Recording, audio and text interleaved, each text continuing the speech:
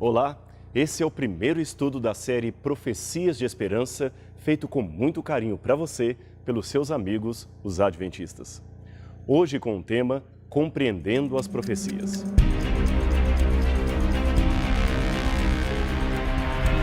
Profecias de Esperança, com o pastor Rodrigo Silva. Falar de profecia sempre é um assunto delicado. Em primeiro lugar, porque há muitos charlatães por aí usando de má fé para enganar as pessoas. Em segundo lugar, porque existe uma ideia errônea do que seja profecia. Muitos pensam que profecia se trata apenas de algo referente ao futuro e nada mais. Talvez seja por causa dessa curiosidade ou até mesmo avidez por saber previamente o que acontecerá no dia seguinte, que as pesquisas de opinião pública realizadas pelo Instituto Gallup em várias capitais do Brasil revelam entre 60% e 70% o percentual de cidadãos adultos dispostos a acreditarem em gurus, videntes, astrólogos e cartomantes. E os enganos não vêm de hoje. Algumas predições e o modo como foram realizadas beiram as margens do ridículo. Deixe-me dar 2 exemplos para você. Em 1806, a pacata população da cidade de Leeds, no norte da Inglaterra, foi dormir segura de que o mundo iria acabar antes da virada do ano. E sabe quem profetizou aquilo? Uma galinha. Isto mesmo, uma galinha que punha ovos contendo profecias. Vários desses ovos tinham a frase "Jesus está voltando" ou "O mundo vai acabar antes do fim do ano". Muitos testemunharam que haviam visto o momento em que a galinha punha os ovos, já com a inscrição envolta na casca. Mais tarde, porém, descobriram que era o próprio dono da galinha que, minutos antes de trazer o animal para exibição pública, introduzia ele mesmo os ovos já previamente escritos no interior do pobre galináceo. Ele acabou sendo desmascarado, é claro, mas a essa altura já havia enganado muita gente. Outro caso absurdo, e desta vez misturando prognósticos e superstição, envolveu um primeiro duque espanhol. O general Emílio Mola Vidal, um dos principais políticos da Guerra Civil Espanhola, foi enganado. Ele morreu num trágico acidente aéreo em 3 de junho de 1937. E de acordo com o jornalista e escritor Sidney Harris, quando os camponeses retiraram seu corpo do aeroplano, perceberam que o general estava sem botas, calçado só de meias. Um irmão do falecido então explicou que uma vez uma vidente dissera ao general que ele morreria calçando botas. Por isso, ele retirava os sapatos todas as vezes que viajava de avião. Já pensou? Eu poderia dar muitos outros exemplos aqui, até mesmo modernos, recentes, mas você já captou o que queremos dizer. Algumas profecias são tão óbvias e enganadoras que mais parecem uma música romântica quando você está na fossa, ou seja, qualquer uma contará a sua história.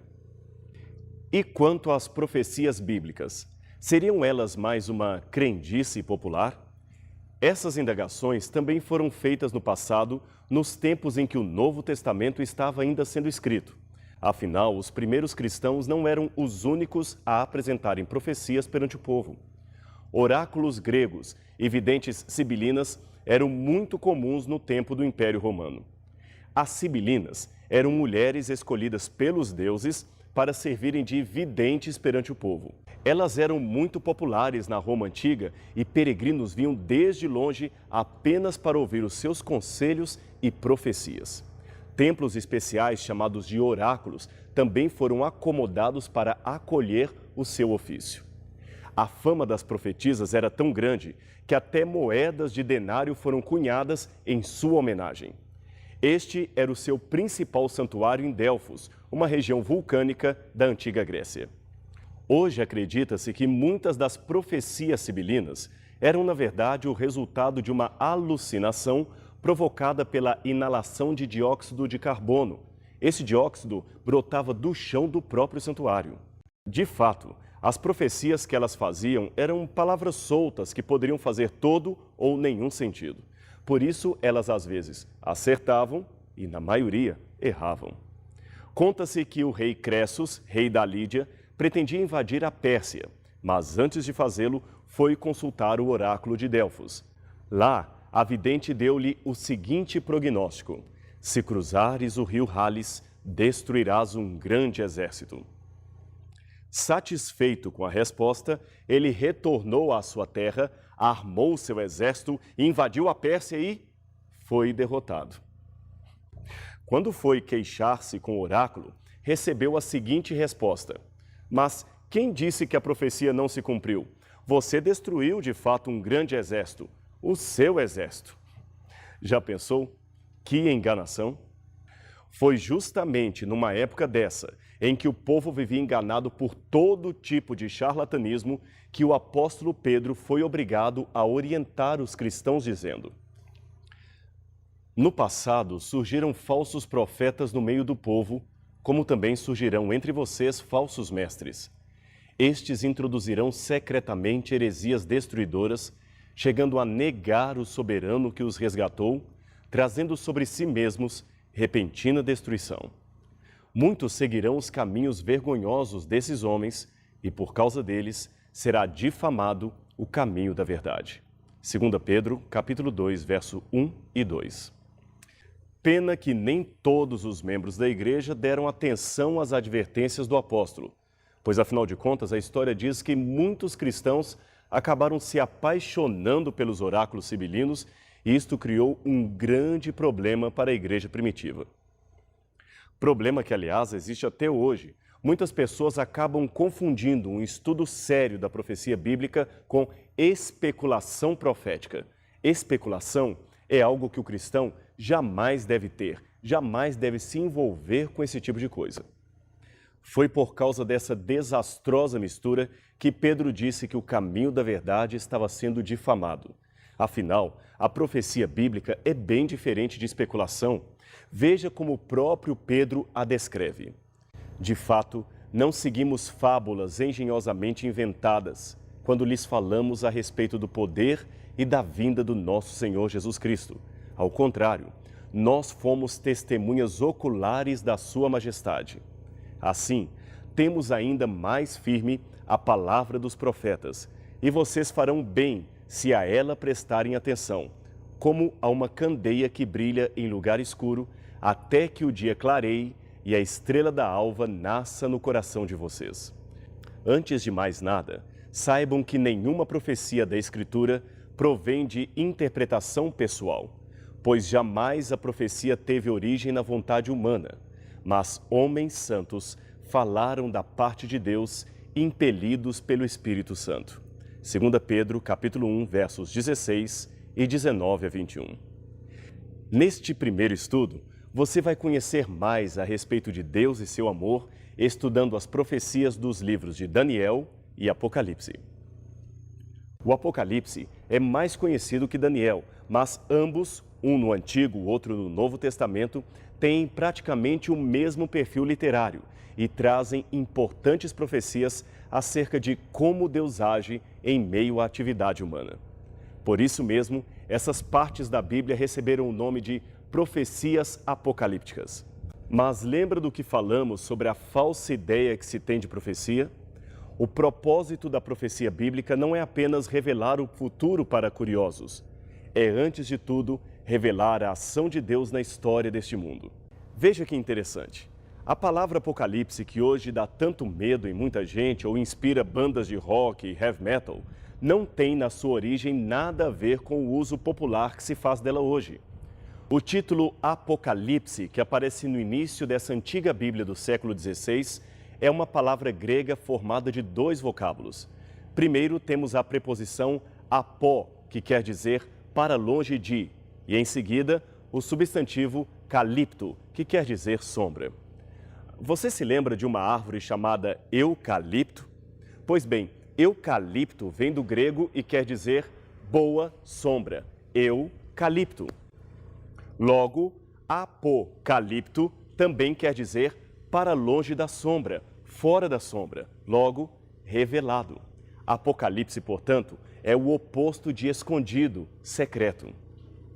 Aliás, os escritores de fala latina traduziram corretamente a palavra Apocalipse por revelação, que quer dizer em latim tirar o véu, descobrir.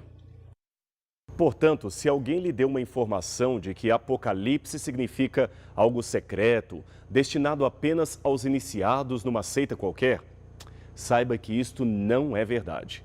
Ali no Apocalipse está a revelação de Deus, está o que ele deseja que todos conheçam. Nesta lição, portanto, você terá uma introdução de como funciona a profecia bíblica. Afinal de contas, como é que Deus se comunica com os profetas? Como ele falou com os profetas no passado? Qual era o objetivo das profecias? O que Jesus dizia acerca delas? Podemos finalmente confiar nas profecias bíblicas? Certo menino adorava ler histórias em quadrinhos. Um dia, ele estava chateado ao ver que, quadro após quadro, seu herói preferido apanhava muito do bandido. Ansioso com as cenas, ele resolveu marcar com o dedo o ponto de sua leitura e pulou para a última página do gibi. Como era de se esperar, lá estava descrita a vitória final do herói sobre o vilão. Satisfeito, ele volta à leitura onde havia parado e, com um sorriso maroto, continua lendo as ações do inimigo. E a cada brado de felicidade do malfeitor, o menino dizia: "Se você soubesse o que eu sei." Esse é o sentimento que as profecias nos oferecem. Elas não somente mostram a mão de Deus por detrás dos acontecimentos humanos, como também permitem uma olhadela na última página da história. E lá está claramente escrito que aqueles que estiverem firmes com Deus vencerão, porque a vitória do Cordeiro também é a vitória do povo de Deus. É a sua vitória. Quer descobrir esta e outras importantes verdades das profecias bíblicas? Então agora comece esse estudo, mas antes é importante orar pedindo a orientação e a direção de Deus. Incline agora a sua cabeça e faça uma oração junto comigo.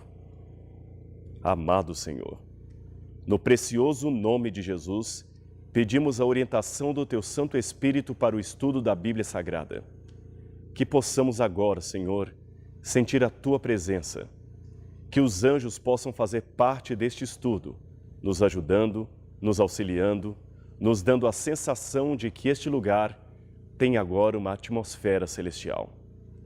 Saiba, Senhor, que nós Te amamos muito.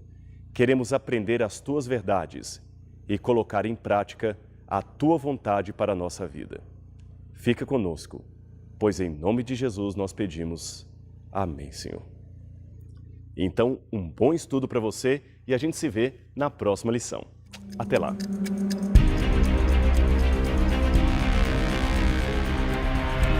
Profecias de Esperança, com o pastor Rodrigo Silva.